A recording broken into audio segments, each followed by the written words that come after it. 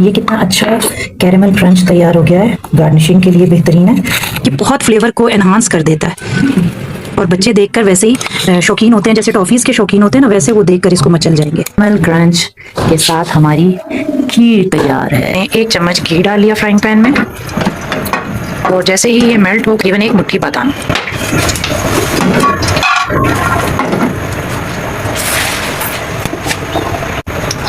हमें हल्की आंच पे बादामों को रोस्ट कर लेना है। 1 मुट्ठी बादाम लिए हैं, 1 चम्मच घी।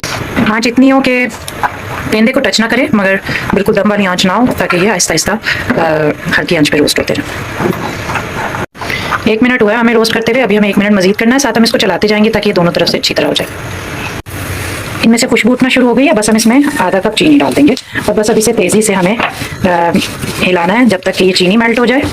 अब हमें इसे 1 मिनट के लिए भी नहीं छोड़ना, ये जैसे ही ठंडा हो गई दोबारा जम जाएगा। अभी हमें इसे मेल्ट करना है चीनी को। बस ये अब तेज़ी से मेल्ट हो रही है, क्योंकि हमने आँच हल्की सी बढ़ा दी थी, हमने इसको जलने नहीं देना। ये जिस वक्त पूरी तरह मेल्ट हो जाएगी तो बस इसको निकाल लेंगे।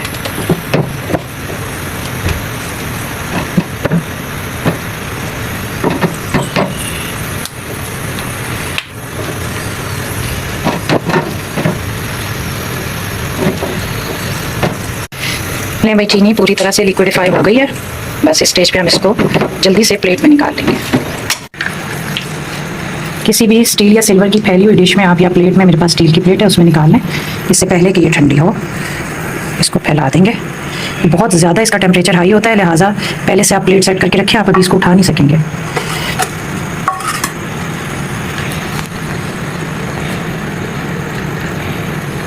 बस अब हम इसको यहाँ ठंडा होने के लिए छोड़ देंगे।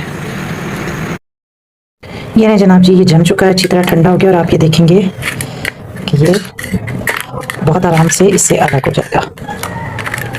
बस अब हमें इसे तोड़ना है। अब आप इसको चाहें तो कूंडी डंडे में डाल के इसके पीसेस कर लें।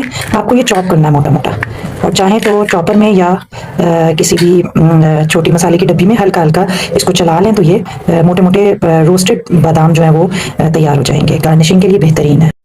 देखिए मैंने इस तरह पीसेस करके डाल दिया और इसको